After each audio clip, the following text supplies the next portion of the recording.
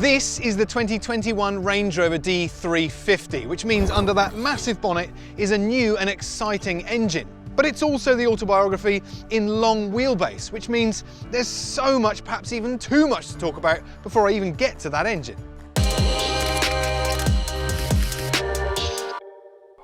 The first thing that strikes you when you get in the Range Rover is an unbelievable sense of luxury. There are top quality materials everywhere and the design is beautiful. While some manufacturers are using synthetic leather in places, very good fakes albeit, none of that in the Range Rover. It's all the real deal. Real cow pretty much everywhere. Beautiful soft leather on the seats. Pretty much every square centimetre of the dashboard is covered with leather as well. And there's this lovely synthetic suede material all throughout the roof lining. This sun visor, I've got two of them. Now that's a good feature because of course the glass house in here is very tall and you do get a lot of light in, which is a lovely feature, but if it becomes too much you can block that out. And up here I've got a huge panoramic roof which you can cover with a blind if it's just a little bit too bright on lovely sunny days like today. In the center console I've got a little bit of storage here for phones and devices and things, and two high-speed USB points and a micro SIM card slot if you want to plug in a direct phone SIM to make your 2.4 ton mobile phone. I've got 12 volt charging there, but underneath that, a fridge which you can turn on and off. I used that for my bacon the other night. The seats I'm sitting on are ultra comfortable, adjustable in about 15 million different ways down here. Probably not surprised to hear I've got heaters in the seats, but I also have a massage function and I can choose from multiple different programs depending on how I'm feeling. Easy to activate just with one button on the door.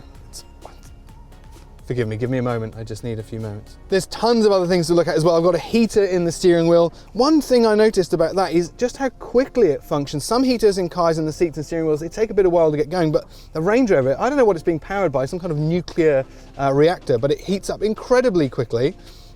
Loads of good intuitive functions on the steering wheel. It's really easy to find functions. I've got volume control and accessing a few bits of information in that driver's cluster there.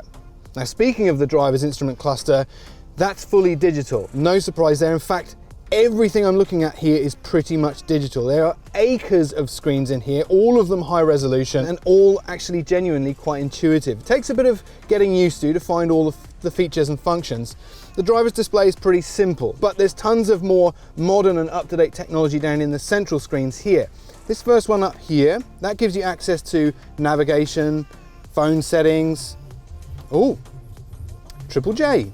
But the nice thing is that below it you've got other functions in this touchscreen as well. It's all touchscreen, all high resolution.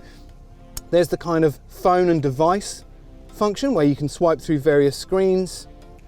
But if you're using this screen for navigation, there's this clever function where you can pull down on the lower screen and pull down your media or whatever you were looking at before into the lower screen. So you can sort of choose and mix it up and you've always got access to the information you really need. While a lot of panels in cars are becoming very digital heavy, what the Range Rover does nicely is it kind of incorporates and overlaps mechanical with digital. And you can see that in these climate control switches here. They're tactile and real, you're not just touching a computer screen, but if you press on them, it then gives you access to the seat heaters and seat coolers as well. And it overlaps onto that digital screen. It's kind of that transition between two worlds of mechanical and digital. I'm gonna have my seat heater on 1. And massage on invigorating. And behind that, there's probably one of the more defining features of the Range Rover. I've got all my off-road and driver settings. Of course, Range Rover created a brand and a name and a reputation for itself because not only was it luxurious on the road, it could actually go off-road as well. And you can see its intent down here. Right. In normal mode, automatic, this button just stays pressed in and that will select the driving mode that it thinks I want based on how I'm driving. But if you pop that out, then I get all my various modes up on the big screen down here. And I can switch through from dynamic program for when you're on more exciting roads, an economical setting, I've got a comfort program, and then I'm into all the off-road focus things.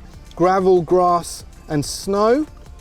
I can go through into a mud ruts program, even sand and more rock crawl sort of hardcore settings. but if you pop that back in, it always goes back to auto. So it's a really simple system to navigate through. Around that, I've got low range. This does have a proper low range gearbox, and I've even got off-road cruise control. This car is definitely intent on getting away from the beaten trail. And you know what? I'm not going to be testing that today, but if it's anything like the Range Rovers of previous years, it will do that admirably. Air suspension. I can adjust the height of the air suspension with the press of a button, and you can probably see that working right now. That's very eerie and actually fast acting. I can go up to maximum height for the most stubborn speed bumps. And there's another handy function with that height adjuster I'll show you a little bit later on. And if you're after other traditional Range Rover touches, and you've still got these lovely little skinny armrests. They've been around in Range Rovers for years. You can adjust them up with that little screw underneath. Doesn't look like a significant thing, but actually when you're cruising along, it does add to the comfort. And over here, I've got not one, but two glove boxes, electrically operated. Don't want to exhaust yourself with normal handles. That lower one down there, fairly conventional. But up here, the top one, CD player. When was the last time you saw one of those? More traditional features. And you've got all your day-to-day functions in that main screen there, the home screen. But if you keep going over to the right, you get extra features. I could spend months going through all those bits and pieces there. There's loads to get into, but I'll just take you to one of my favorites. If you go to the final screen, we've got this 4x4i. If you venture off-road in your Range Rover, you're gonna love this. So there's lots of extra information to help you get along a little bit better off-road, including this off-road information. So I've got a number of features. This one here, I've got the wheel articulation and information, so I can see what angle my wheels are at. It'll tell me the status of the differential locks. In this other screen, I've got the articulation and angle and attitude of the body, particularly helpful if you're going over some really uneven surfaces. It's very advanced compass. Not sure I'll ever use any of the information in that, but nice to know if you know how to use it. And finally, particularly like this, in the driver assist menu, I've got all of the cameras on the car dedicated for normal maneuvering around town, are then repurposed to help you off-road. So I can see the wheel, I can see the front and rear of the car. So if I'm getting too close to some objects that may damage the paintwork, you can avoid that. Nice touch. So in the front row, there is tons of equipment, tons of luxury features, but you know, the best thing is all of the things I've shown you are included in the asking price for the Autobiography. Only things like selectable trim colors and the exterior paint is an option. Everything else you see here, that's included in the price. But there's still plenty more to talk about in the second row. Well, I don't really know where to start because there is so much to talk about in the second row of the Range Rover. I've got my own air vent on the ceiling. I've got dual zone climate control with the same functionality as the front seats, heated and cooled seats. I'm also covered by this lovely huge panoramic sunroof. It extends from the front to the second row, so I can experience the lovely airy feeling cabin. Back here I've got 2.3 seats. The two on the outside are the most comfortable kind of captain seat style, but this third seat in the middle you might notice looks a little unconventional and different. That's because if I press this button, I open up a whole new realm of luxury. Now this center armrest is filled with loads of luxury features. Honestly, it's amazing. For a start, have you ever seen an electric cup holder before? Well, you're about to. Give it a minute. And that extended armrest comes out all the way, and there you have your cup holders. Absurd? You be the judge. It gets better. Underneath this lovely leather upholstered armrest, there is more storage. I've got two more high-speed USB ports there and HDMI connections. But under the other cover is this, a remote control.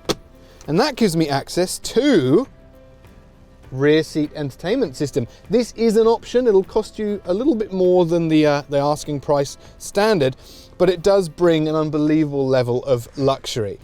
Some of it arguably unnecessary. For example, I can access the climate control, which is just there, and it's a touch screen, so I can't really see why that is much of an advantage. But what I can do is I can tap into the navigation system and see where I'm going.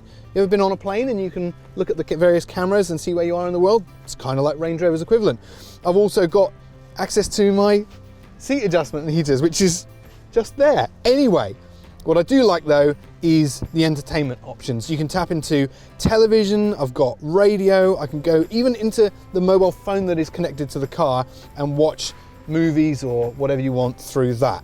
That is a big dose of luxury. Still not quite enough luxury for you? Well, there's one final function limited to this seat only. If I press this button, I'm reclined to a more relaxing position back here, and the front passenger seat folds all the way forwards to give me the ultimate legroom experience, even for these lanky things. On top of the door panel, this little switch gear here gives you access to obviously electric windows. Nice feature is I can adjust both the rear windows or just the opposite side. Now, I don't know, if you put kids in the back of this, that is going to be fodder for a serious battle. In front of that though, I've got more functions. I can adjust the electric roof blind, but I particularly like this feature.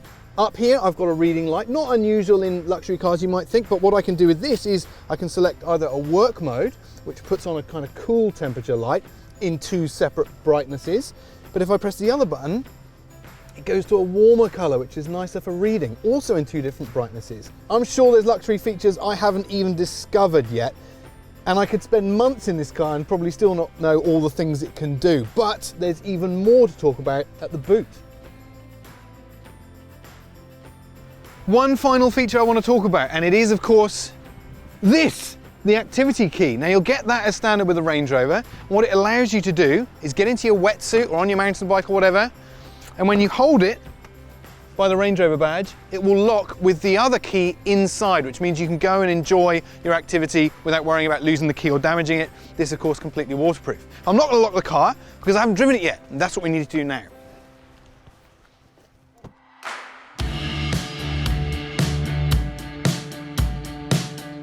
But back to that exciting stuff under the bonnet I mentioned earlier. While the previous diesel flagship Range Rover was a V8 turbo diesel, this is now a 3-litre straight 6. Now that might sound like a downgrade, but it's not, because this is the new Ingenium engine and it brings a whole host of cutting-edge technology. For a start, there's one conventional turbocharger, but it's assisted by an electric supercharger, and it gets a 48-volt hybrid subsystem. And the results are seriously impressive: 258 kilowatts and 700 newton meters of torque.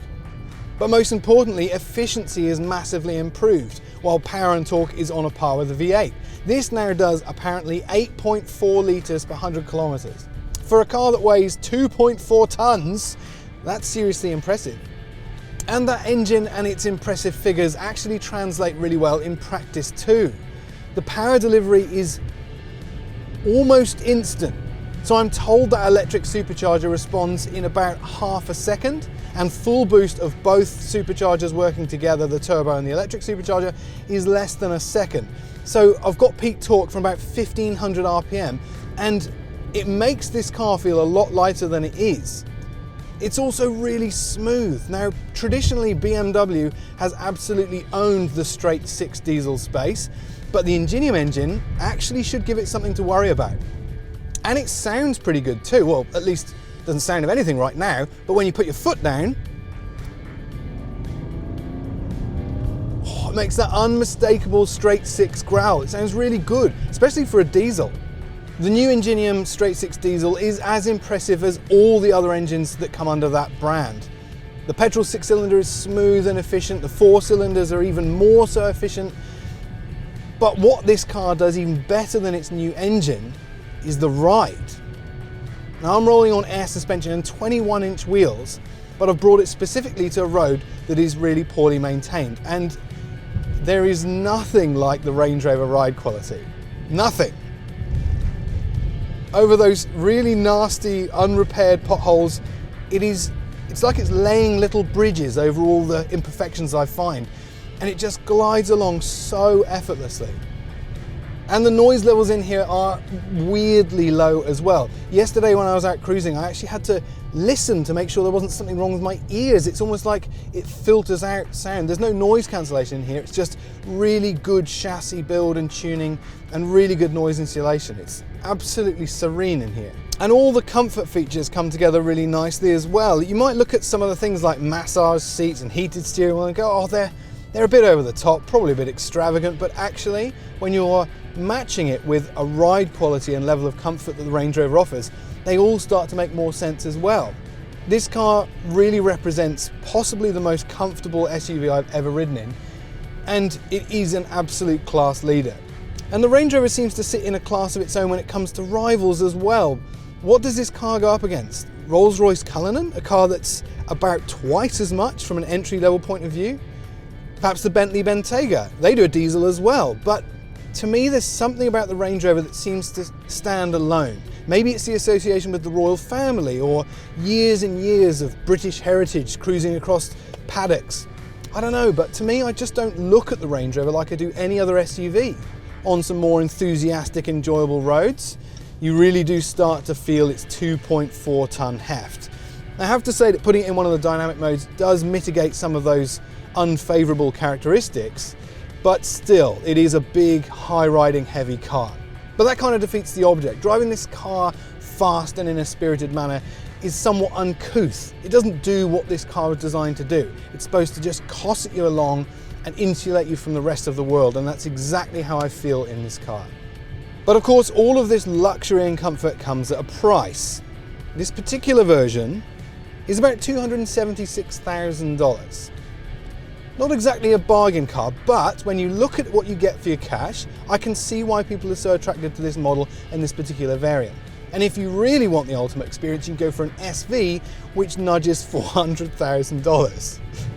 No matter which variant you go for, the long wheelbase or the short wheelbase, or the Autobiography or one of the more affordable entry-level variants, the Range Rover is all about comfort and luxury.